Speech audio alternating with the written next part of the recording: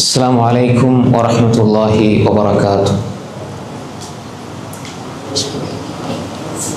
إن الحمد لله نحمده ونستعينه ونستغفره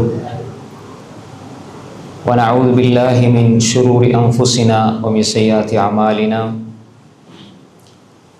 من يهده الله فلا مضل له ومن يضلل فلا هادي له. وأشهد أن لا إله إلا الله وحده لا شريك له وأشهد أن محمدا عبده ورسوله أما بعد. அன்புள்ள இஸ்லாமிய சகோதரர்களே, சகோதரிகளே, தாய்மார்களே,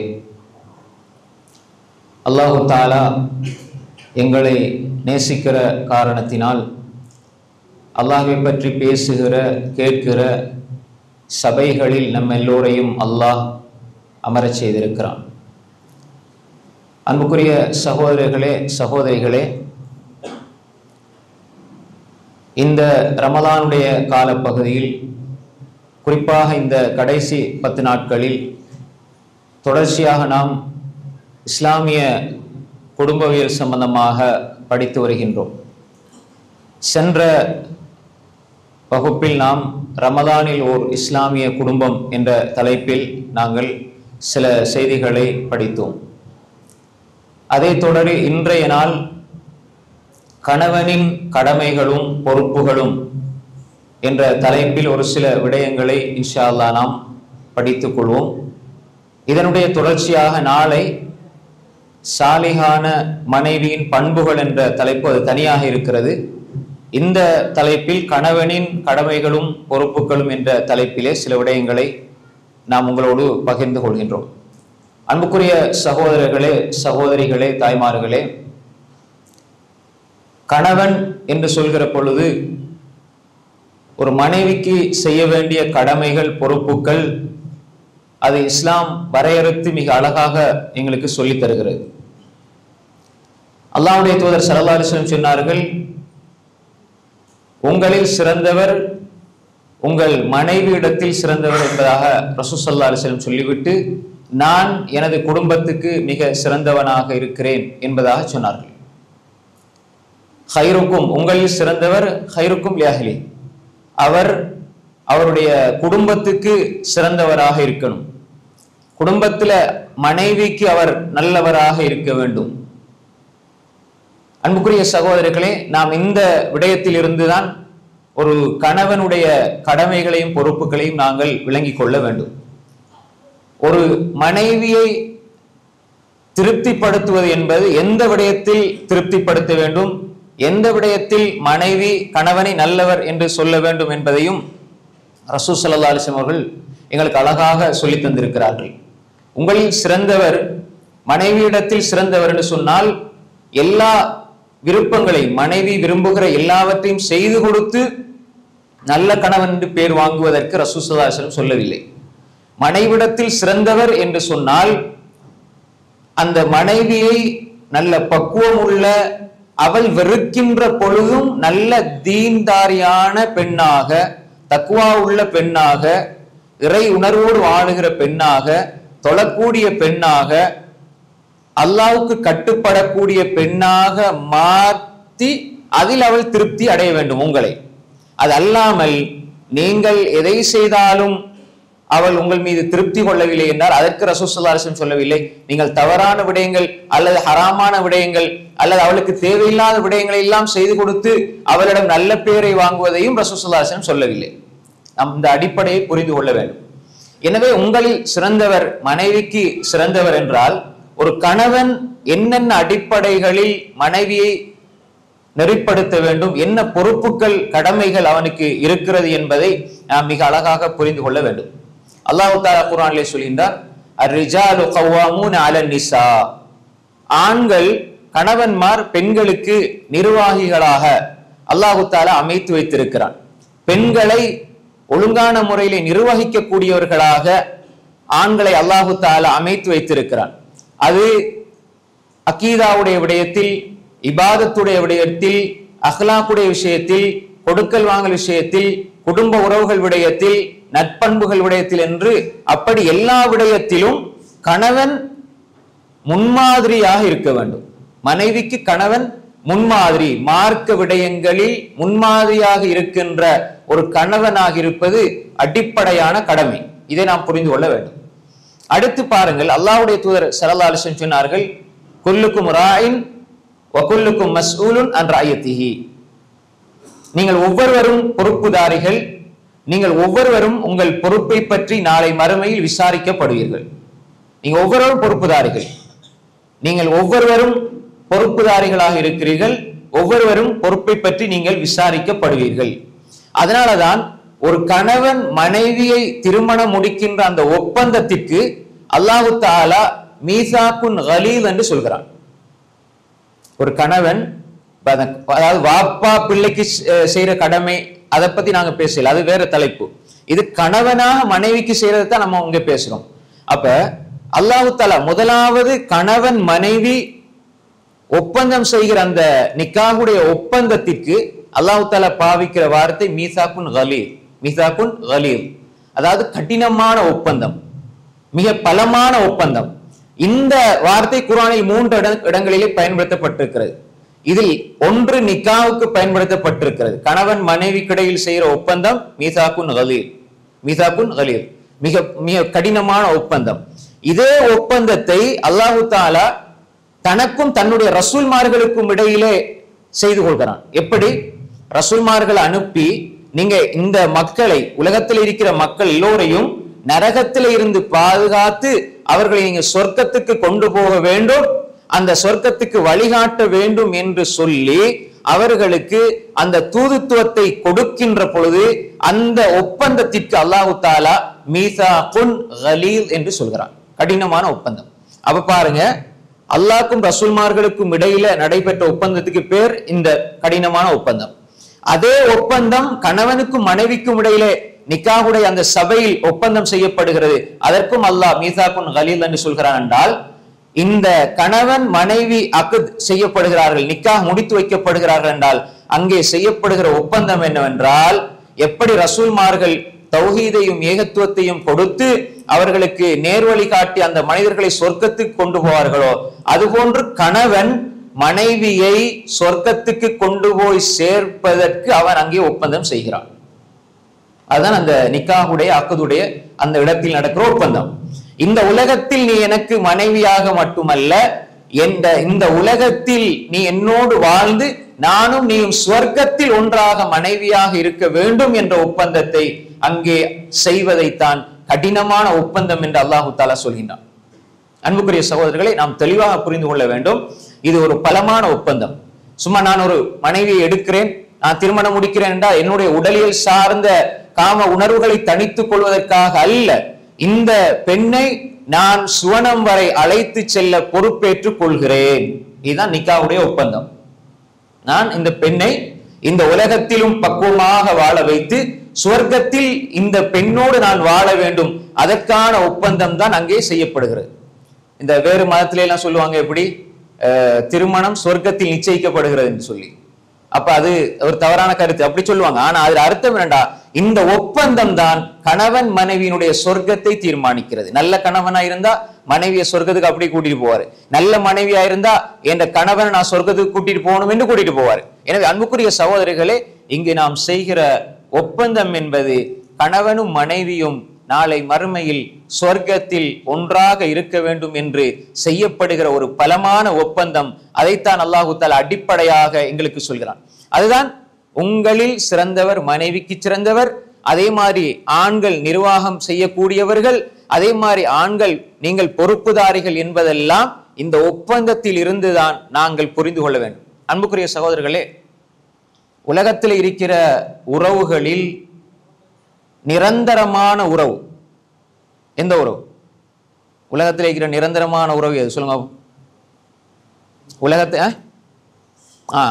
உலகத்தில் இருக்கிற உறவுகள்ல தாய், அம்மா, வாப்பா, தந்தை, இப்படி உறவுகளே தானே. நாங்க உணர்வு ரீதியாக சொல்லும் பொழுது மகனுக்கும் அல்லது மகளுக்கும் உம்மாவுக்கும் வாப்பாவுக்கும் இடையில இருக்கிற உறவு நிரந்தரமானதுன்னு சொல்லுவோம், அப்படித்தானே? உண்மையில் நிரந்தரமான உறவு என்பது கணவன் மனைவி உறவு தான் இஸ்லாத்திர பார்வையில். எப்படி? இந்த உலகத்திற்கு ஆதம் அலைஹிஸ்ஸலாத்தை அல்லாஹு தாலா அனுப்புறதுக்கு முன்னாலேயே இருந்த உறவு கணவன் மனைவி உறவு தான். ஆதம் ஹவ்வா அலைஹிஸ்ஸலாம் இந்த உலகத்துல வாழ்ந்து எல்லாரும் மௌத்தா போய் சொர்க்கத்துக்கு போனால் அங்கே நிரந்தரமா இருக்கிறது யாரு? கணவன் மனைவி உறவு தான். வாப்பா யாரோட இருப்பாங்க? அம்மாவோட. கணவன் மனைவி தான். அப்ப அல்லாஹ் தஆலா என்ன சொல்றான் பாருங்க, இந்த உலகத்திற்கு மனிதர்கள் வருவதற்கு முன்னால் உள்ள உறவு கணவன் மனைவி உறவு, இந்த உலகம் அழிக்கப்பட்டு சொர்க்கத்தில் இருக்கிற உறவும் கணவன் மனைவி உறவு தான். ஆனால் ஏனைய உறவுகளை நாங்கள் பார்க்கலாம், சந்திக்கலாம், பேசலாம், எல்லாம் செய்யலாம். ஆனா கணவன் மனைவி உறவு தான் நிரந்தரமான உறவு. ஆதம் அலைஹிஸ்ஸலாம் சொர்க்கத்துல ஹவ்வா அலைஹிஸ்ஸலாத்தோட இருந்தாங்க, உலகத்திற்கு அனுப்பப்பட்டாங்க. அப்ப உலகத்திற்கு மனிதர்கள் வாரதுக்கு முன்னாலே இந்த உறவு ஆரம்பமாயிருக்கிறது. அதே மாதிரி இந்த உலகம் அழிக்கப்பட்டால் சொர்க்கத்துல கணவன் மனைவியாக இருப்பார்கள். அல்லாஹ் அதை தெளிவாக குர்ஆன்ல சொல்றான்.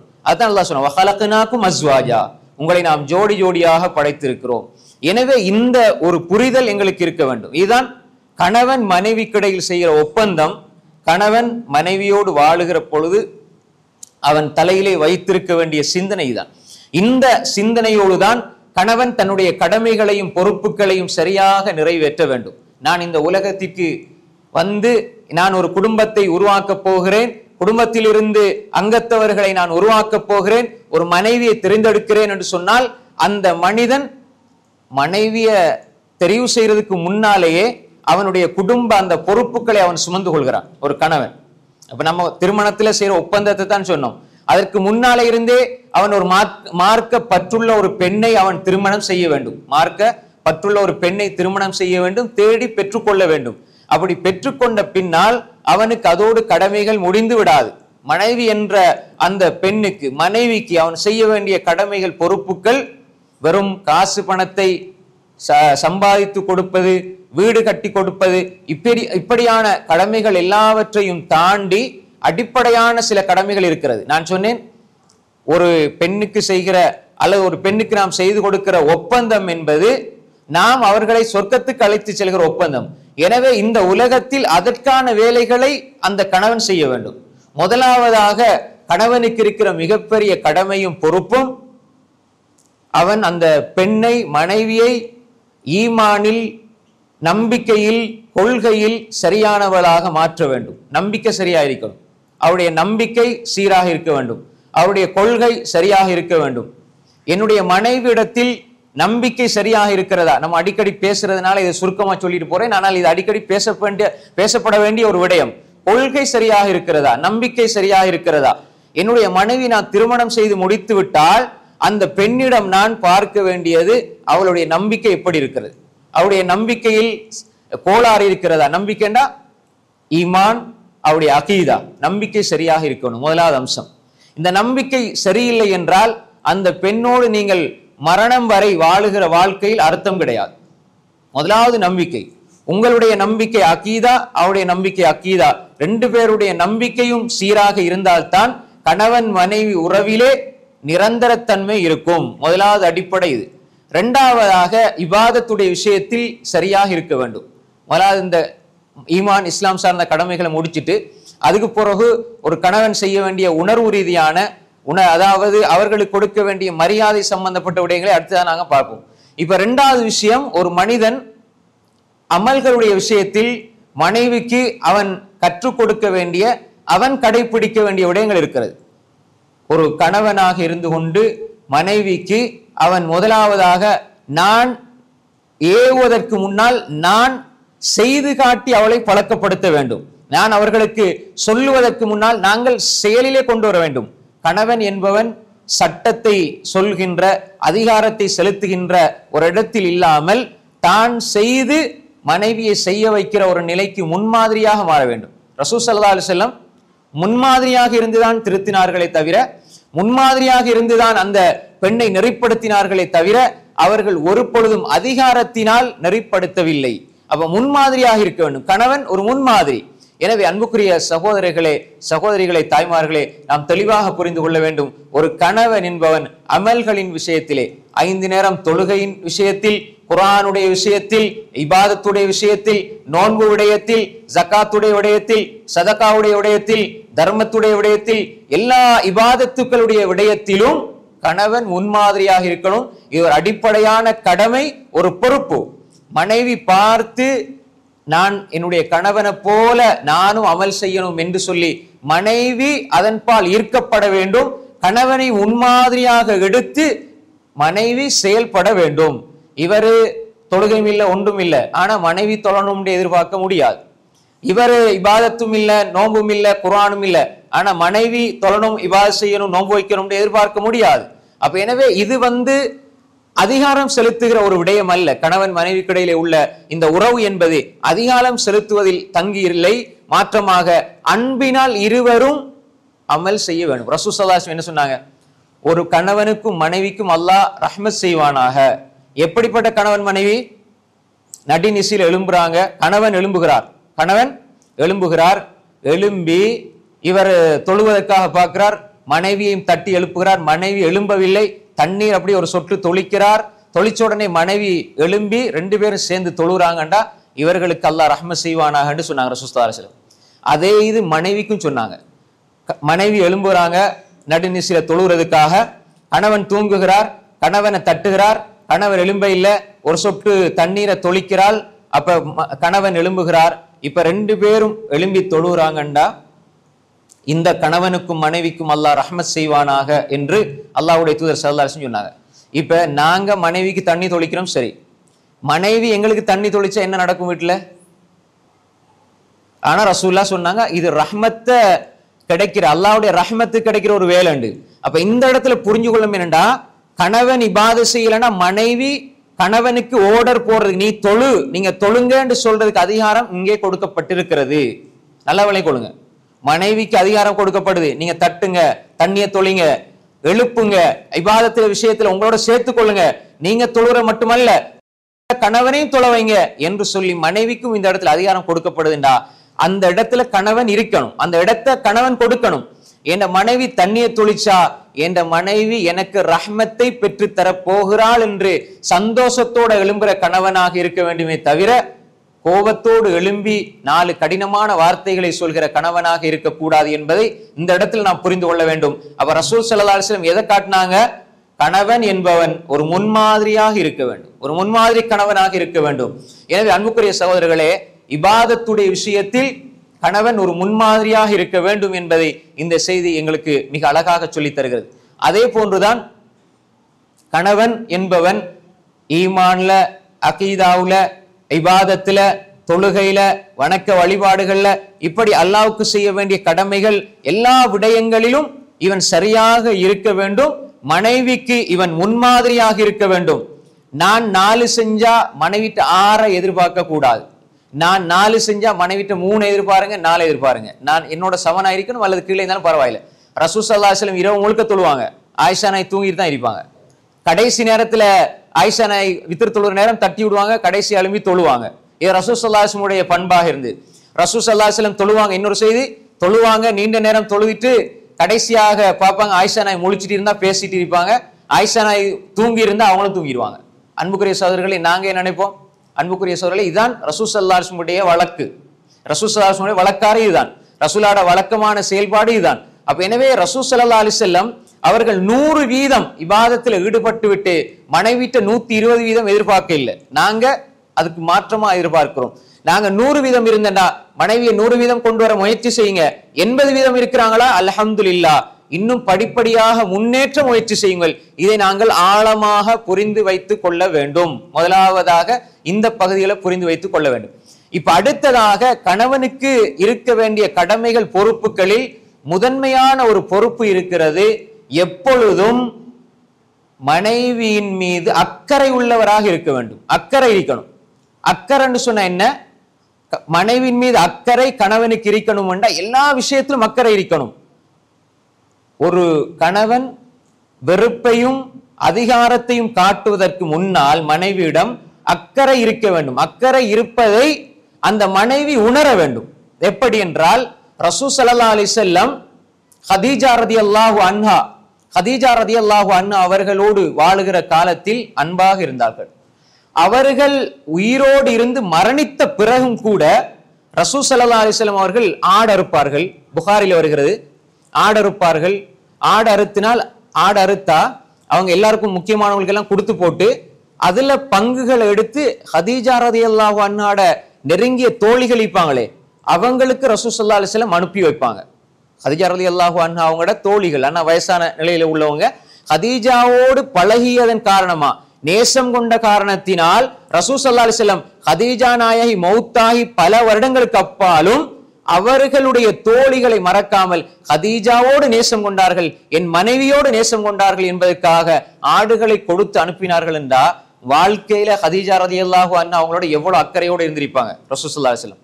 எனவே இந்த அக்கறை கணவனுக்கு இருக்க வேண்டும். ஒரு மனைவி என்னுடைய கணவன் என் மீது அக்கறையாக இருக்கிறான் என்பதை உணர வேண்டும். சில பொறுப்புகள் மனைவி செய்ய வேண்டிய பொறுப்புகள் என்று உலகம் தீர்மானித்து விட்டது என்பதனால் மனைவிதான் எல்லாத்தையும் செய்யணும் என்று 100% நாம் எதிர்பார்த்து விடக்கூடாது. உதாரணமாக, உங்களுடைய ஆடையை கழுவுகிறாள் மனைவி, உங்களோட பிள்ளைகளுடைய ஆடையை கழுவுகிறாள் மனைவி, வீட்டிலே சமைக்கிறாள் மனைவி, சமைக்கின்ற அந்த பாத்திரங்களை கோப்பைகளை கழுவுகிறாள் மனைவி, பிள்ளைகளுடைய உடுப்புகளை கழுவுகிறாள், பிள்ளைகளினுடைய பாடசாலைக்குரிய தேவைகளை நிறைவேற்றி அனுப்பி வைக்கிறாள், திரும்ப வருகிற பொழுது எல்லா வேலைகளையும் செய்து வைத்து நமக்கு என்னெல்லாம் தேவையோ எல்லாத்தையும் செய்து வைக்கிறாள். நாங்க வந்தத்தோட என்ற மனைவி ஒன்னும் செய்யவில்லை என்பதை போல நாம் நடந்து கொள்வது என்பது நன்றி கெட்டதனம். நாம் நல்லா யோசிக்கணும். சில பொழுது மௌலைமார்கள், அல்லாஹ் பாதுகாத்த நல்லவர்களை தவிர, பயான் பண்ணும் பொழுது ரசூல் ஸல்லல்லாஹு அலைஹி வஸல்லம் சொன்னாங்க தானே, நரகத்துல நான் அதிகமா பெண்களை பார்த்தேன். அதுல காரணம் என்னன்னா, கணவன்மார எக்ஃபுர்னுல் அஷீர், கணவன்மார அதுல ஒன்று என்ன, கணவன்மார புறக்கணிக்கிறாங்க, கணவன்மாருக்கு நன்றி கெட்டதனமா நடக்கிறாங்க அப்படின்னு சொல்லி ஹதீஸ் சொல்லுவாங்க.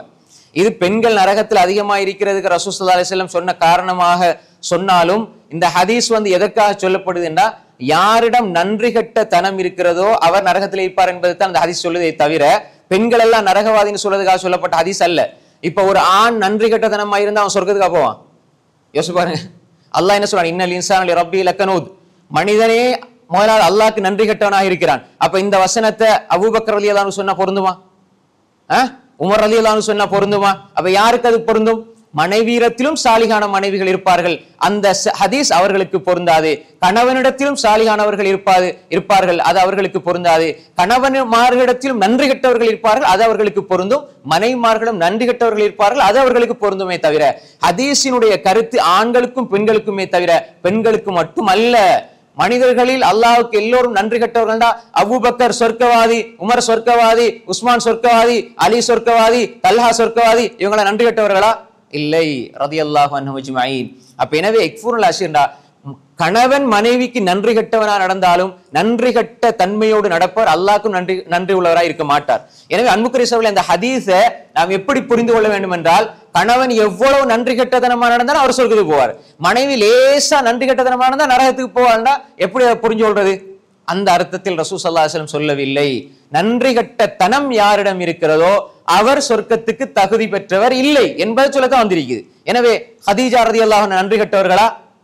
ஹதீஜா ரலியல்லாஹு அன்ஹா அல்லாஹ்வுடைய தூதர் ஸல்லல்லாஹு அலைஹி வஸல்லம் அவரிடத்தில் ஜிப்ரீல் அலைஹிஸ்ஸலாம் வந்தாங்க. புகாரில் வருது, ஜிப்ரீல் அலைஹிஸ்ஸலாம் வந்து சொன்னாங்க, அல்லாஹ்வுடைய தூதர் அவர்களே, இதோ ஹதீஜா வருகிறாள், கையில உணவை எடுத்துக்கொண்டு வருகிறாள், ஹதீஜா வந்தால் நீங்க அல்லாஹ் ஹதீஜாவுக்கு சலாம் சொன்னதாக சொல்லுங்கள். புகாரில் வருது, சஹீஹ் புகாரில் வருது.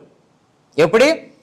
ஹதீஜா உணவை எடுத்துக்கொண்டு வாராங்க, உங்களிடத்தை வரும் பொழுது ஹதீஜா உங்களிடம் வந்தால் அல்லாஹ் ஹதீஜாவுக்கு சலாம் சொன்னான் என்று நீங்கள் சொல்லுங்கள். என்னுடைய சலாம், ஜிப்ரீல் ஆகிய என்னுடைய சலாத்தையும் எத்தி வையுங்கள். வபஷ்ஷிர்ஹா பிபைத்தின் ஃபில் ஜன்னா, சொர்க்கத்திலே ஒரு மாளிகையை கொண்டு ஹதீஜாவுக்கு நன்மாராயம் சொல்லுங்கள் என்று அல்லாஹ்வுடைய தூதர் ஸல்லல்லாஹு அலைஹி வஸல்லம் உங்களுக்கு ஜிப்ரீல் அலைஹிஸ்ஸலாம் சொல்றாங்கண்டா, அப்ப அந்த ஹதீஜா ரலியல்லாஹு அன்ஹா நரகவாதியா, கணவனை புறக்கணிச்சவங்களா? அப்படிப்பட்ட நல்ல பெண்களும் இருப்பார்கள். எனவே ஹதீஸை பொதுமைப்படுத்தி விடக்கூடாது.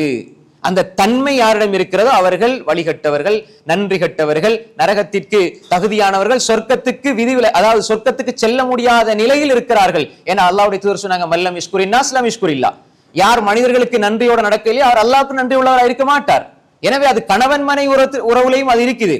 மனைவி கணவன் ஒப்பிட்டு பார்க்கும் பொழுது மனைவி காலையிலிருந்து 4-5 மணியில இருந்து ராவ் 12 மணி வரை கஷ்டப்படுவாள். ஆனா ஒரே வார்த்தையில கணவன் சொல்லிடுவான், நீங்க வீட்டுல சும்மா தானே இருக்கிறீங்க, என்ன வேலை செய்றீங்க, நான் தான் ஆபீஸுக்கு போறேன், 8 மணிக்கு போற ராவ் 8 மணிக்கு வாரேன், நான் எவ்வளவு வேலையோட வாரேன். ஆனா மனைவி செஞ்ச 100ல ஒரு 10% கூட இவர் செஞ்சிக்க மாட்டார், வீட்டை விட்டு வெளியே போய்ப்பார், அவ்வளவுதான். அன்புக்குரிய சகோதரர்களே, எனவே வார்த்தைகள் மிக கவனம், எல்லா விடயத்திலும் தான். எனவே அன்புக்குரிய சகோதரர்களே, இந்த இடத்தில் நாம் என்ன புரிந்து கொள்ள வேண்டும் என்றால், மனைவியோடு அக்கறையாக நடக்க வேண்டும். மனைவியோடு நாம் அக்கறையோடு அவளுடைய விஷயத்துல, அதாவது நாம் புரிந்து கொண்டு சில விடயங்களை நாம் செயல்படுத்த வேண்டும். அந்த அக்கறை இருக்க வேண்டும், அதோடு சேர்த்து அன்பு இருக்க வேண்டும். மனைவி மீது அன்பு இருக்கணும். அந்த அன்பு எப்படி அன்பு என்றால், அல்லாஹ்வுக்காக அன்பு இருக்கணும். என்ற மனைவியின் மீது அன்பு இருக்கணும், அது இபாதா. உலகத்தில் இருக்கிற எல்லா பெண்களையும் நேசிக்கிறது, அந்நிய பெண்களை நேசிக்கிறது, அது எண்ணத்தை பொறுத்து ஹராம் ஹலால் என்று ஆகும். ஆனால் மனைவியை நேசிப்பது கட்டாயம், கடமை. உம்மாவை நேசிக்கிறது கடமை. மனைவிக்கு நீங்க மனைவியோட அன்பா நடக்கிறது, அன்பான வார்த்தைகள் சொல்றது, அவர்களுக்கு மிக உள்ளத்தை குளிர வைக்கிற வார்த்தைகளை சொல்றது என்பது கடமை சகோதரர்களே. ஏன் நான் இதை சொல்லண்டா, ஒரு மனிதன் ஈமான் சுவையை எப்ப அடைஞ்சு கொள்வான் தெரியுமா? ஸலாத்தும் மன் குன்ன ஃபீ வஜத ஹலாவத்துல் ஈமான், 3 விடயங்கள் இருந்தால் ஈமான் சுவை அடைந்து கொள்வான். அதுல ஒன்றுதான் ஐ யகூன் அல்லாஹ் வ ரசூல் அஹப்ப இலைஹி மிம்மா சிவாஹுமா, அல்லாஹ்வும் ரசூலும் ஏன் எல்லாத்தை விடவும், எல்லா மனிதர்களை விடவும், எல்லா அனைத்து விடயங்களை விடவும் அல்லாஹ் ரசூல் நேசத்துக்குரியவர்களா மாறுறது. இரண்டாவது ஐ யுஹிப்பல் மர்அ லா யுஹிப்பு இல்லா லில்லாஹ், ஒரு மனிதரை நேசிக்கிறது, அந்த மனிதர் அல்லாஹ்வுக்காக மாத்திரம் நேசிக்கணும். மனைவியை நேசிக்கிறது அதுக்காக வேண்டிதான். என் மனைவி என்பதனால நான் நேசிக்கிறது அல்ல. வஐ யுஹிப்பல் மர்அ லா யுஹிப்புஹு இல்லா லில்லாஹ், அல்லாஹ்வுக்காக நேசிக்கணும். அல்லாஹ்வுக்காக நேசிக்கிறேன்னா என்ன? ஆயிஷா ரலியல்லாஹு அன்ஹா அவர்களை ரசூல் ஸல்லல்லாஹு அலைஹி வஸல்லம் நேசிச்சாங்க, அளவு கடந்து நேசிச்சாங்க. ஆயிஷா நாய அளவு கடந்து நேசிச்சாங்க. ஆனால் ரசூல் ஸல்லல்லாஹு அலைஹி வஸல்லம் சொல்றாங்க, நானும் ஆயிஷாவும் ஒரே போர்வையில் இருக்கும் பொழுது எனக்கு வஹி வந்தது. அந்த அளவுக்கு நம்பிக்கையாக இருந்த பெண்மணி. அது மட்டுமல்ல, ஆயிஷா ரலியல்லாஹு அன்ஹா பெண்களில் ரசூல் அதிகமா நேசிச்சாங்க, அவங்களோட வாப்பாவை ஆண்களை நேசிச்சாங்க. அப்படியெல்லாம் நேசிச்ச ஆயிஷா ரலியல்லாஹு அன்ஹா ஒரு நாள் சஃபியா ரலியல்லாஹு அன்ஹாவை ரசூலா பார்க்கிற நேரம், சஃபியா ரலியல்லாஹுடைய அந்த விடயத்துல ரசூல் ஸல்லல்லாஹு அலைஹி வஸல்லம் சொல்றாங்க, ஆயிஷா ரலியல்லாஹு அன்ஹா ஹஸ்புக மின் சஃபியத கதா வ கதா. சஃபியா ரலியல்லாஹு போற நேரம் சஃபியா ரலியல்லாஹு அன்ஹா ரசூல் ஸல்லல்லாஹு அலைஹி வஸல்லம் கொஞ்சம் நேசிச்சாங்க. ஆயிஷா ரலியல்லாஹு அன்ஹா மாதிரி கொஞ்சம் நேசிச்ச உடனே இவங்க 2 பேரும் மனைவிமார் தானே. அப்ப ஆயிஷா நாய் கொஞ்சம் ஒரு மனசுல ஒரு இது வந்து, ரசூலா சும்மா கிண்டி பார்ப்போம் அப்படின்னு சொல்லி போட்டு ஹஸ்புக மின் சஃபியத கதா வ கதா அப்படின்னு சொல்லி இப்படி கையை காட்டுனாங்க. அவங்க கையை மட்டும் தான் காட்டுனாங்க. அறிவிப்பாளர் வரிசையில வார ஒருவதான் சொல்றாரு, அது என்ன நாட்டம் என்றால் தானிய கசீரா, சஃபியா கட்ட அப்படின்னா நீங்க ரொம்ப நேசிக்கிறீங்களே, அவ வந்து என்ன மாதிரி எல்லாம் அழகு இல்லை, என்ன மாதிரி பெரிய இது இல்லை, கொஞ்சம் கட்ட பெண்மணின்னு சொல்லி போட்டு கொஞ்சம் நக்கலா சொன்னாங்க. அப்ப ரசூல் ஸல்லல்லாஹு அலைஹி வஸல்லம் என்ன சொன்னாங்க, நான் உன்னை நேசிக்கிறேன் சரி, அன்பு கொள்றேன் சரி, அதனால நீ சொல்றது எல்லாத்தையும் நான் ஏற்றுக்க மாட்டேன், நீ சொல்றது எல்லாத்தையும் நான் சரி காண மாட்டேன் சொன்னாங்க ரசூல் ஸல்லல்லாஹு அலைஹி வஸல்லம். யா ஆயிஷா லகத் குல்தி கலிமத்தன் லவ் முஸ்ஜத் பிமாஇல் பஹ்ரி லமஸஜத்ஹு, லவ் முஸ்ஜத் பிமாஇல் பஹ்ரி லமஸஜத்ஹு. ஆயிஷா, நீங்க இந்த சொன்ன வார்த்தையை எடுத்து கடலுக்குள்ள போட்டால் அந்த கடலே நாத்தம் எடுத்துருன்னு சொன்னாங்க. அப்ப அவங்க வாயால சொல்லவே இல்லை, கையால தான் இப்படி காட்டுனாங்க கட்டண்டு. அந்த சாடை சமிக்கையே அதை நீங்க கொண்டு போய் கடலுக்குள்ள போட்டால் கடலே நாத்தம் எடுத்துரும்னு சொன்னால், நாங்க அடுத்த பெண்களை பத்தி பேசுறது, அடுத்த மனிதர்களை பத்தி பேசுறது எவ்வளவு ஒரு மிக பயங்கரமான வார்த்தை, பாரதூரமான வார்த்தை. அப்ப ரசூல் ஸல்லல்லாஹு அலைஹி வஸல்லம் இந்த இடத்துல, ஆயிஷா நீங்க செஞ்ச தவறையும் நான் ஏத்துக்கொள்ளேன்னு உடையில, ஆயிஷாவோட இரக்கம் தான். ஆனா நீங்க தவறு செய்கிற பொழுது நான் சுட்டி காட்டுவேன், திருத்துவேன், உங்களோட தவறை உணர்த்துவேன். ஏனென்றா நான் உங்களை நேசிக்கிறது அல்லாஹ்வுக்காக. நாளை மறுமையில இதே தவறை நீங்க கொண்டு போனா அல்லாஹ் குற்றம் பிடிப்பான். எனவே இதை நீங்க திருத்திக் கொள்ளுங்க, நீங்க சொன்ன வார்த்தை மிக மோசமான வார்த்தை என்பதா ரசூல் ஸல்லல்லாஹு அலைஹி வஸல்லம் திருத்தினாங்க. அப்ப ஒரு மனைவிய அன்பு கொள்ளணும், நேசிக்கணும். ஆனா அந்த அன்பு தவறுகளை அப்படியே நாம் சரி காணுன்ற இடத்துல வந்துடக்கூடாது. என் மனைவி சொல்லிட்டால் 100க்கு 100 சரின்னு போயிடவும் கூடாது. என் மனைவி சொல்றதெல்லாம் பிளண்டும் போயிடக்கூடாது. என் மனைவி சொல்வதில் எது சரி எது பிழை திருத்துகிற அந்த பக்குவ நிலைக்கு கணவன் இருக்க வேண்டும். அக்கறையும் அன்பும் அல்லாஹ்வுக்காக இருக்க வேண்டும். அடுத்ததாக, ஒரு கணவனுக்கு புரிந்துணர்வு அவசியம், மனைவியை பத்தி உள்ள புரிந்துணர்வு அவசியம். இன்றைக்கு பாருங்க, ஒரு மனைவிய கணவன் புரிந்து வைக்க வேண்டும். அவளுடைய சில விடயங்கள் அவள் சொல்லாமலே தெரிந்து கொள்ள வேண்டிய விஷயங்கள் இருக்கிறது. அவள் சொல்லாமலே உணர்ந்து கொள்ள வேண்டிய விஷயம் இருக்கிறது. 35 வருஷம் கல்யாணம் முடிச்சு அந்த பெண்ணுக்கு மாதத்துல இப்படி ஒரு சங்கடமான நிலை ஏற்படும், அப்படி ஏற்பட்டால் அவளுக்கு அசௌகரியங்கள் ஏற்படும், நடக்க அதே மாதிரி வேலைகள் செய்ய கஷ்டமா இருக்கும். ஆனா இந்த டைம்ல தான் வரும் எல்லாம் அவருக்கு தெரியும். ஆனாலும் உணர்ந்து கொள்ள மாட்டாங்க, புரிந்து கொள்ள மாட்டாங்க. அந்த நேரத்திலும் வளமே போன்று வேலை செய்யணும், வளமே போல எழும்பணும், வளமே போல பிள்ளைகள் எல்லாம் செய்யணும். எந்த ஹெல்ப்பும் பண்றதுக்கு ரெடி இல்லை, அதை உணர்ந்து கொள்றதே இல்லை. அன்புக்குரிய சகோதரர்களே, ரசூல் ஸல்லல்லாஹு அலைஹி வஸல்லம் அப்படி இருக்க இல்லை. ஒவ்வொரு விடயத்தையும் புரிந்து செயல்பட்டார்கள். ஆயிஷா ரலியல்லாஹு அன்ஹாவை பார்த்து சொன்னாங்க அல்லாஹ்வுடைய தூதர் ஸல்லல்லாஹு அலைஹி வஸல்லம், ஆயிஷா நீங்க என்னோட எப்ப பாசமா இருப்பீங்க, எப்ப என்னோட கோபமா இருக்கிறீங்கிறத நீங்க சொல்லாமலே உங்களோட ஒரு சில வார்த்தைகளாலே நான் கண்டுபிடிப்பேன்டாங்க. அப்ப ஆயிஷா ரலியல்லாஹு அன்ஹா கேட்டாங்க, எப்படி யா ரசூலல்லாஹ், எப்படி கண்டுபிடிப்பீங்க? அப்ப ஆயிஷா ரலியல்லாஹு அன்ஹா ரசூல் ஸல்லல்லாஹு அலைஹி வஸல்லம் சொன்னாங்க, நீங்க என்னோட இரக்கமா இருந்தா, நேசமா இருந்தா, என்னோட கொஞ்சம் பாசமா இருக்கிற நேரத்துல நீங்க என்ன சொல்லுவீங்க தெரியுமா? லா ரப்பி முஹம்மத், முஹம்மதுடைய ரப்பின் மீது சத்தியமானு சத்தியம் பண்ணுவீங்க. என்னோட கோபமா இருந்தா லா வரப்பி இப்ராஹிம்னு சொல்லுவீங்க, இப்ராஹிமுடைய ரப்பின் மீது சத்தியமாக. இப்படி சொன்னாலே எனக்கு விளங்கிரும் நீங்க என்னோட கொஞ்சம் கோபமா இருக்கிறீங்கன்னு. அப்ப ஆயிஷா நாய் சொன்னாங்க, அல்லாஹ்வுடைய தூதரவர்களே, அந்த நேரத்தில் அந்த உங்களோட பேரைத்தான் வெறுக்கிறேனே தவிர உங்களை வெறுக்க மாட்டேன் அப்படின்னு சொன்னாங்க. எனவே அன்புக்குரிய சகோதரர்களே, சகோதரிகளே, தாய்மார்களே, நாம் தெளிவாக புரிந்து கொள்ள வேண்டும். ரசூல் ஸல்லல்லாஹு அலைஹி வஸல்லம் மனைவியை எப்படி புரிந்து வைத்தார்கள், அவருடைய ஒரு வார்த்தை விளங்கியது இவர் இந்த நேரத்தில் எப்படி இருக்கிறாங்க, எந்த நேரத்தில் எப்படி செயல்படுறாங்க என்பதை ரசூல் ஸல்லல்லாஹு அலைஹி வஸல்லம் புரிந்து வைத்தார்கள். ஒரு மனைவியினுடைய அந்த உணர்வுகளை புரிந்து கொள்ள வேண்டும். சில பொழுது ஏதாவது ஒரு கோபம் வந்து மனைவியினுடைய தாயை தந்தையை திட்டுகிற ஒரு நிலை வந்து விட்டால் அவருடைய உள்ளம் எவ்வளவு காயப்படும் என்பதை நாங்க பார்த்துக் கொள்ளணும். அதே மாதிரி ஒரு கட்டத்துல அவளுடைய முன்னால உள்ள சில குறைகள் அதை திருத்திருப்பால், அதை சொல்லி நாம் இழிவுபடுத்தி கேவலப்படுத்துவது அதில் எச்சரிக்கையாக இருக்க வேண்டும். உணர்வுகளை காயப்படுத்துற விஷயத்துல மிக மிக கவனமாக இருக்க வேண்டும். நாம் அடுத்த மனிதனுக்கு செய்யற அநியாயங்கள் பாவங்களை தான் பாவமா நினைக்கிறோமே தவிர மனைவிக்கு செய்யறத ஒரு பொருட்டாகவே நினைக்கிறது இல்லை. மனைவிக்கு ஏசுறதும் ஏச்சுத்தான், அவளோட கோபப்படுறதும் கோபம்தான், அவளுக்கு திட்டுறதும் பாவம்தான், அவளை பத்தி அசிங்கமா பேசுறதும் பாவம்தான். அன்புக்குரிய சகோதரர்களே, புரிந்துணர்வோடு சில விடயங்களை அவர்களுக்கு செய்து கொடுக்க வேண்டும். இது ஒரு விரிவான ஒரு தலைப்பு. அதே மாதிரி அன்புக்குரிய சகோதரிகளே, மனைவியினுடைய நல்ல விடயங்களை பாராட்ட வேண்டும். பெரும்பாலும் மனைவிமார்கள் கணவன்கிட்ட எதையுமே பெருசா எதிர்பார்க்கறது இல்லை. ஒரு 4 நல்ல வார்த்தை எதிர்பார்ப்பார்கள். அதை எப்படி எதிர்பார்ப்பாங்க? என் கணவனுக்கு நான் ஊத்தி கொடுத்த டீ அல்லது பிளேன் டீ அல்லது ஒரு சாப்பாடு நல்லா இருக்குதுமா, மாஷா அல்லா, ஜஸாக் அல்லா ஹைரா, உனக்கு அல்லாஹ் அருள் செய்யட்டும், என்றைக்காவது ஒரு நாள் துவா செஞ்சோமா? அன்புக்குரிய சகோதரர்களே, இதுதான் அடிப்படை பண்பு. இது வீட்டில இருந்து வரணும். நமக்காக காலையில இருந்து இரவு வரைக்கு செயல்பட்டு கொண்டு நமக்காக நம்முடைய 2 வார்த்தைக்காக ஏங்குகிற ஒரு மனைவிக்கு நாங்க இந்த வார்த்தையை சொல்றதில்லை. ஆனா வெளியால யாரோ ஒரு ஆள் சின்ன ஒரு பொருளை தந்தா அவருக்காக எவ்வளவு துவா செய்யறோம்.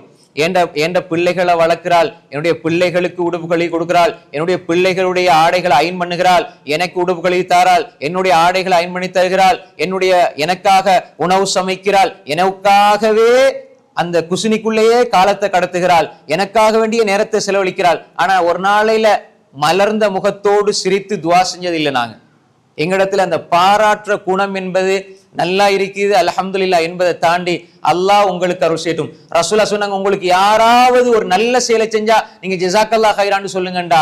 வாழ்நாள் முழுக்க உங்களுக்கு நல்ல செயலை செய்யற மனைவிக்கு சொல்லக்கூடாதா? அன்புக்குரிய சகோதரர்களே, துவா செய்யுங்க.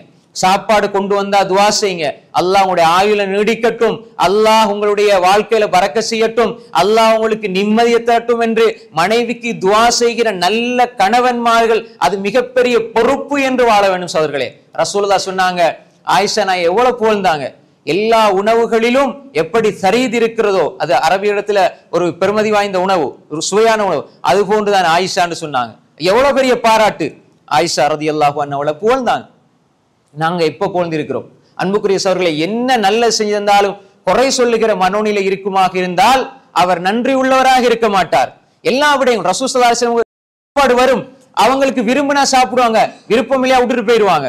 அன்புக்குரிய சகோதரர்களே, எனவே இந்த ஒரு விடயத்தை பாராட்டுகின்ற, மனைவிக்காக பிரார்த்திக்கின்ற ஒரு விடயம் கணவனிடத்தே இருக்க வேண்டிய அடிப்படையான ஒரு பொறுப்பு, கடமை. சகோதரர்களே, மனைவிக்காக துவா செய்ய வேண்டும், அவருடைய வாழ்க்கைக்காக, அவருடைய ஆரோக்கியத்துக்காக. சில மனைவிமாருக்கு நோய் இருக்கும், அந்த நோய் எல்லாத்தையுமே தாங்கிக்கிட்டு கணவனுக்காகவே அவர்கள் செயல்படுவார்கள். சில பொழுது அவர்களுடைய மௌத்துக்கு காரணம் கூட கணவனுக்காக விழித்திருந்ததும் செயல்பட்டதும் என்று கூட இருக்கும், ஆனா தெரியாது. நீங்க யோசிச்சு நல்லா பாருங்க.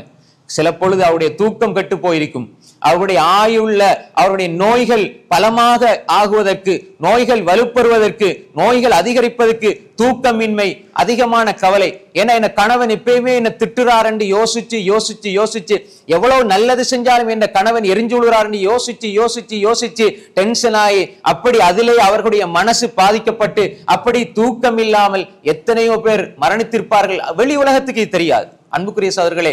எனவே எல்லாரையும், அதாவது பெற்றெடுத்த தந்தையை, கூட பிறந்த சகோதரனை, கூட பிறந்த சகோதரியை, சொந்த உம்மாவை, வாப்பா எல்லாரையும் விட்டுட்டு இந்த வாப்பாவுடைய இடத்திலும் என்னுடைய கணவன் தான், என்னுடைய உம்மாவுடைய இடத்திலும் என்னுடைய கணவன் தான், என்னுடைய சகோதரனுடைய இடத்திலும் என் கணவன் தான், என்னுடைய தம்பியினுடைய இடத்திலும் என் கணவன் தான், என்னுடைய சகோதரனுடைய இடத்திலும் என் கணவன் தான், என்னுடைய தாய் மாமனுடைய இடத்திலும் என் கணவன் தான் சொல்லி 6-7 கதாபாத்திரங்களை எல்லாம் ஒரே ஒரு கணவனிடம் மட்டும் எதிர்பார்த்து வருகிற மனைவியை நாம் எப்படி பார்த்துக் கொள்ள வேண்டும்? இது நான் வெளிப்படையாக, நான் வேறு அங்கு சென்று சொல்லவில்லை, ஹதீஸை சொல்கிறேன். ரசூல் ஸல்லல்லாஹு அலைஹி வஸல்லம் அவங்கள இமாம் புகாரி ரஹ்மத்துல்லாஹி எழுதுறாங்க. இமாம் இப்னு ஹஜர் அல் அஸ்கலானி ரஹிமஹுல்லாஹ் ஃபத்துல் பாரியில கீழே விளக்கம் சொல்கிற பொழுது, ஆயிஷா நாயிட்ட கேட்கிற பொழுது ரசூல் ஸல்லல்லாஹு அலைஹி வஸல்லம் வீட்டுல எப்படி இருப்பாங்க என்று சொல்கிற பொழுது பெரிய செய்தி இமாம் இப்னு ஹஜர் ஃபத்துல் பாரியில எழுதுறாங்க. வீட்டுல ரசூல் ஸல்லல்லாஹு அலைஹி வஸல்லம் அவர்கள் ஆட்டுல பால் கறப்பார்கள், அதாவது கிழிந்த ஆடையை தைத்துக் கொள்வார்கள், செருப்பு பிஞ்சால் தச்சு விடுவார்கள், ரொட்டி பிணைஞ்சு மாவு பிணைஞ்சு ரொட்டி சுடுவார்கள். அல்லாஹ்வுடைய தூதர் ஸல்லல்லாஹு அலைஹி வஸல்லம் பிஞ்ச செருப்பை தைப்பாங்க, ஆட்டுல இருந்து பால் கறப்பாங்க. சில பொழுது ஆயிஷா நாய் ரொட்டியை பிணைஞ்சிட்டு அப்படியே தூங்கிடுவாங்க, அதை ஆடு வந்து சாப்பிட்டுக்கிட்டு இருக்கும். ரசூல் ஸல்லல்லாஹு அலைஹி வஸல்லம் ஏசவில்லை, திட்டவில்லை. ஏன்னா அவங்களோட வயசு, அவங்களுடைய மனோநிலை, உணர்வுகளை புரிஞ்சு ரசூல் ஸல்லல்லாஹு அலைஹி வஸல்லம் அன்பாகத்தான் அவங்களுக்கு சொல்லுவாங்க. எந்த ஒரு கட்டத்திலையும் ரசூல் ஸல்லல்லாஹு அலைஹி வஸல்லம் எரிந்து விழுந்தது கிடையாது. எனவே அன்புக்குரிய சகோதரர்களே, சில பொழுது மனைவிமாருடைய தலையில் கூட பேன்களை கூட பார்த்திருக்கிறார்கள். அல்லாஹ்வுடைய தூதர் ஸல்லல்லாஹு அலைஹி வஸல்லம் அவர்கள் ஆடைகளை கழுகி துவைப்பார்கள், அதை தைத்து விடுவார்கள். இப்படியெல்லாம் இருக்கிற பொழுது நாங்க எப்படி யோசிக்கிறோம்? மனைவி தான் எல்லாத்தையும் செய்யணும். அன்புக்குரிய சொல்லி, ஒரு வீடு துப்புரவில்லை என்றால் அதை மனைவி கூட்ட இல்லைன்னா நான் கூட்டி விட்டால் அதுக்கு நன்மை கிடைக்கும் யாரும் யோசிக்கிறல. மனைவி தான் அதை செய்யணும். வீட்டுல குப்பை இருக்குதா, வெளியே கொண்டு வைக்கிறது மனைவி தான் வைக்கணும். நான் மனைவிக்கு உதவி செய்தால் அல்லாஹ் என்ன சொல்றான்? வதஆவனு அலல் பிர்ரி வத்தக்வா, நன்மைக்கும் இறையச்சத்துக்கும் உதவி செய்யுங்கண்டா. அது பள்ளிவாசல்ல மட்டும் இல்ல, கடையில மட்டும் இல்ல, நண்பர்களுக்கு மட்டும் இல்ல, வீட்டுல உங்களோடு இருக்கிற மனைவிக்கு உதவி செய்து கொடுத்தாலும் அதுவும் அல்லாஹ் நன்மையை தருகிறான். அன்புக்குரிய சகோதரர்களே, இந்த நேரத்துல உடுப்பு கழுகிறது, காய போறது உங்களுக்கு கஷ்டமா? நான் செய்றேன், நீ குர்ஆன் எடுத்து ஓதுமான்னு சொல்லுகிற ஒரு கணவன் கிடைப்பது என்பது மிகப்பெரிய பாக்கியம். அப்படியும் நாங்கள் எடுத்துக்கொள்ள வேண்டும். இதெல்லாம் ஆம்பளை செய்யக்கூடாது, இதெல்லாம் ஆம்பளை செய்யறது தப்பு, ஆம்பளை செய்யறது இதெல்லாம் கௌரவம் இல்லைன்னு நினைச்சீங்கன்றால் அல்லாஹ்வுடைய தூதர் ஸல்லல்லாஹு அலைஹி வஸல்லம் அதை எங்களுக்கு செஞ்சு காட்டியிருக்க மாட்டாங்க. அல்லாஹ்வுடைய தூதர் செஞ்சாங்க. அல்லாஹ்வுடைய தூதர் உணவு சமைச்சு கொடுத்தாங்க. அல்லாஹ்வுடைய தூதர் அழகாக அவர்கள் தூங்கி இருக்கிற பொழுது தட்டி எழுப்பி விட்டார்கள். தூங்கும் பொழுது நான் எவ்வளவு இபாதத் செய்யறேன், நீ தூங்கிட்டு இருக்கிறியான்னு காலால உதய இல்ல, அன்பா தட்டுவாங்க, எழுப்பி விடுவாங்க, எழும்புனா எழும்பி தொலை வைப்பாங்க. அப்படி இல்லை, அவங்களும் தூங்கிடுவாங்க. எனவே அன்புக்குரிய சகோதரர்களே, எனவே இந்த புரிந்துணர்வு, பிரார்த்தனை செய்வது, புகழ்வது, இந்த விடயங்களில் எல்லாம் நாம் சரியாக மனைவியோடு இருக்க வேண்டும். அதே போன்றுதான் அன்புக்குரிய சகோதரர்களே, கணவன் மனைவி உறவுல மிக முக்கியமான ஒரு விஷயம் இருக்கிறது. கணவன் கொஞ்சம் கோபப்படுற நிலை வந்தால் மனைவியினுடைய பகுதியில் அது வரும். ஆனா கணவன் கொஞ்சம் கோபப்படுற மாதிரி இருந்தா மனைவி சிரித்து சமாளித்து விட வேண்டும். சிரித்து ஏதாவது நல்ல விடயங்களை சொல்லி சமாதானப்படுத்தி விட வேண்டும். மனைவி கோபப்படுற மாதிரி இருந்தா நீங்களும் கோபப்படாம நீங்க நல்ல வார்த்தைகளை பேசி அவங்களோட சமாதானமாகி விட வேண்டும்.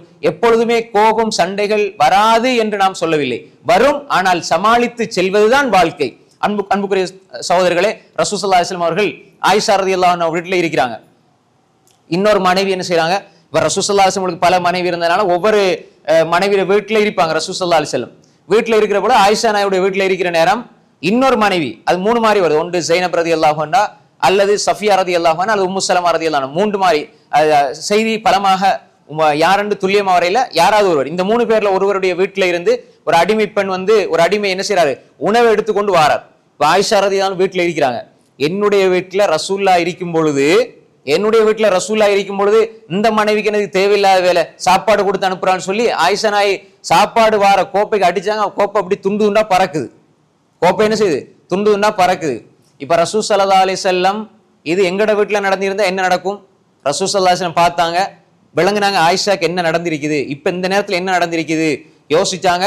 அப்படியே உடைஞ்சு போன கோப்பையில் எடுத்தாங்க, உணவை சேர்த்தாங்க. சொன்னாங்க ரசூல் ஸல்லல்லாஹு அலைஹி வஸல்லம், காரத் உம்முக்கும், உங்களுடைய தாய் ஆயிஷா ரோசத்தினால இதை செய்து விட்டார்கள் என்று சொல்லி போட்டு அந்த உடைஞ்ச துண்டுகளை எடுத்து வச்சுட்டு அதே போன்றுள்ள ஒரு புதிய கோப்பையை எடுத்து அந்த அடிமையிட்ட கொடுத்து அனுப்புனா, கொண்டு போய் கொடுங்கன்னு சொல்லி. அப்ப இந்த இடத்துல ரசூல் ஸல்லல்லாஹு அலைஹி வஸல்லம் ஆயிஷா ரலியல்லாஹு அன்ஹா அவங்களுக்கு ஏசிருக்கலாம், திட்டிருக்கலாம், எங்கட நிலையாயிருந்தா அடி கூட விழுந்திருக்கும். ஆனா ரசூல் அப்படி செய்யல. ஏன்னா அந்த சூழ்நிலையில அந்த பெண்ண வீட்டில் இருக்கும் பொழுது, அந்த பெண்ணோடு இருக்கும் பொழுது, நல்லா கவனிக்கும் பொழுது, இன்னொரு பெண் கொடுத்து அனுப்புவதை, உணவு கொடுப்பதை இவள் எப்படி புரிந்து கொண்டால் பார்த்தாள் என்ற அந்த கோணத்திலிருந்து ரசூலா பார்த்தாங்க. அந்த கோணத்திலிருந்து பார்த்தாங்க. இந்த இடத்துல நான் இருக்கும் பொழுது எனக்கு என்ன மாப்பிள்ளை கவனிக்க தெரியாதா, ஏன் அவ கொடுத்து அனுப்பணும், அவருடைய டேட்ல அவங்களுடைய டேன்ல இருக்கும்போது கொடுக்கலாம் தானே என்றுதான் செஞ்சாங்க. எனவே அந்த ரோஷம் என்னுடைய அன்பிலிருந்து வந்தது என்பதை புரிந்து ரசூல் ஸல்லல்லாஹு அலைஹி வஸல்லம் மென்மையாக நடந்து கொண்டார்கள். இந்த இடத்துல எங்களுக்கு முன்மாதிரி ரசூல் ஸல்லல்லாஹு அலைஹி வஸல்லம் தான். எனவே அன்புக்குரிய சகோதரர்களே, இந்த புரிந்துணர்வும் இந்த பக்குவமும் திருமண வாழ்க்கையில் வந்தால் சின்ன பிரச்சனைகள் வரும், சின்ன சஞ்சலங்கள் வரும். ஆனால் எல்லாவற்றையும் நாம் சரிப்படுத்துகிற ஒரு பொறிமுறை நாங்கள் எடுத்துக்கொள்ள வேண்டும். எந்த ஒரு விடயத்தையும் மனசார பேச வேண்டும். பெண்கள் பேசுவதை விரும்புவார்கள். நீங்க மௌனமாயிருப்பது உங்களுக்கு பிடிக்காது, அவங்களுக்கு பிடிக்காது. நாங்க மௌனமாயிருக்கிறதா எங்களுக்கு பிடிக்கும், ஆனா அவங்களுக்கு பேசுறது பிடிக்கும். ஆனா ரெண்டு பேரும் அதை பேலன்ஸ் பண்ணி கொஞ்சமாவது பேசணும். எல்லாத்துக்கும் நான் ஒரு 5 நிமிஷம் அவங்க பேசினா நம்ம சரி, அல்லது 10 நிமிஷம் பேசினா ஓகே. இதல்ல சகோதரர்களே, ஏதாவது 2 வார்த்தை நாம் பேச வேண்டும். அப்படி பேசுவதை அவர்கள் பெரிதாக எதிர்பார்க்கிறார்கள் என்றால் ரசூல் ஸல்லல்லாஹு அலைஹி வஸல்லம் மனைவிமாரோட பேசிக்கிட்டே இருப்பாங்க, அதிகமா பேசுவாங்க. அடுத்தது ரசூல் ஸல்லல்லாஹு அலைஹி வஸல்லம் அவங்களுடைய மனைவிமாருடைய கையை பிடித்து கொண்டு அப்படியே நடந்து செல்வார்கள். இஷாக்கு போற உள்ள இரவு நேரத்துல மனைவிமார கையை பிடிச்சி நடந்துட்டு போவாங்க. அதே மாதிரி ரசூல் ஸல்லல்லாஹு அலைஹி வஸல்லம் மனைவியோடு ஓட்டப்பட்டி கூட வச்சிருக்கிறாங்க. ஓட்டம், நாங்க 2 பேரும் ஓடி பார்ப்போம் ஓடினாங்க. என்ன காரணம்? அந்த அளவு அவர்கள் இணங்கி இருந்தார்கள். எங்களுக்கு அதெல்லாம் இன்றைக்கு கணவன் மனைவி ரோட்ல போனாலே பாருங்க 2 பேரும் எப்படி போறாங்க அப்படின்னு நாங்க சொல்லுவோம். இஸ்லாம் அப்படியா சொல்லுது? ரசூலுல்லாஹ்வோட பேணுதல் நமக்கு போகத்தே இல்லை. அதே மாதிரி 2 பேர் ஏதாவது நல்ல ஒரு விடயத்துல பேசிக்கிட்டாங்கன்னா ரசூல் ஸல்லல்லாஹு அலைஹி வஸல்லம் வீட்டுல இருந்து பாக்குறாங்க. எத்தியோப்பியர்கள், ஹபஷா எத்தியோப்பியர்கள் ஈட்டி எறிஞ்சு விளையாடுறாங்க. ரசூல் ஸல்லல்லாஹு அலைஹி வஸல்லம் பார்த்தாங்க. ஆயிஷா நாய் இப்ப பாக்குறாங்க. அப்படியே இந்த அவங்களுடைய தோள்கட்டுல இருந்து பார்த்தாங்க. ஆயிஷா போதுமா போதுமா போதுமான்னு கேட்டு எனக்கு போதும் என்று சொல்ற வரைக்கும் அந்த விளையாட்டை பார்க்க வச்சாங்கண்டா. இது ரசூலுல்லாஹ் இப்படித்தான் மனைவியோட வாழ்ந்தாங்க.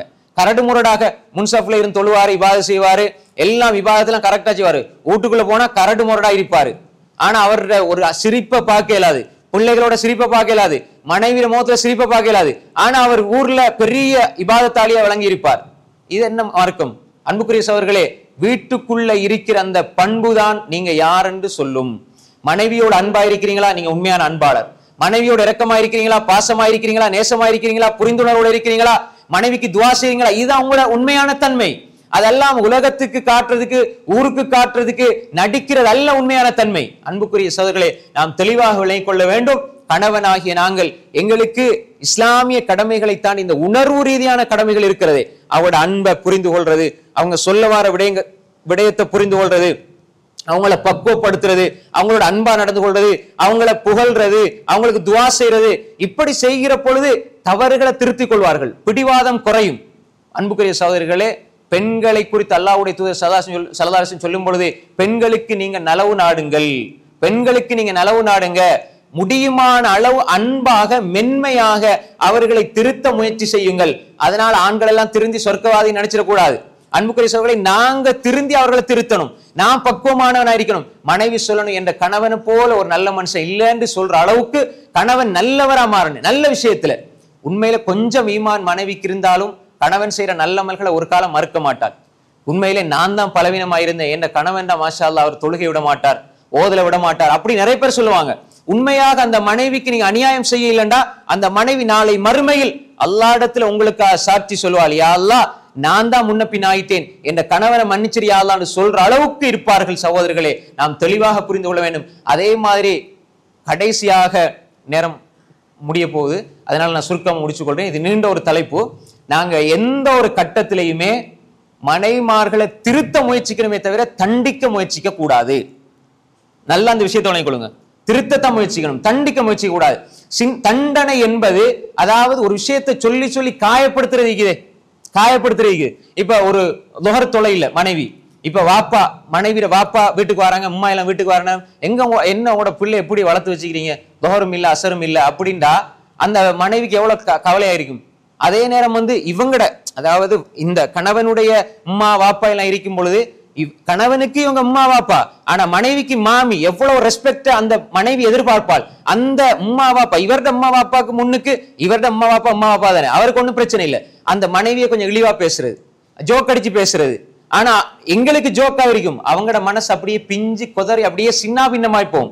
என்னடா என்ன இழிவுபடுத்துறாங்களே, அவ அப்படி, அவட சமையல் இப்படி சரியில்லை, அவட இது இப்படி சரியில்லை, அன்னைக்கு ஒருக்கா அப்படி இது செஞ்சா இது இப்படி போய்த்துது அப்படி போய்த்துதுன்னு சொல்லி பழைய விஷயங்கள்லாம் சொல்லி சொல்லி சொல்லி அந்த 30 நிமிஷம் உங்களோட அம்மா உங்களோட வாப்பா உங்களோட தங்கச்சி இருந்தா அந்த இடத்துல நகைச்சுவை பொருளாக கருப்பொருளாக நீங்க எடுக்கிறது உங்களோட மனைவி என்றா இதுவும் ஹராம், இது கூடாது.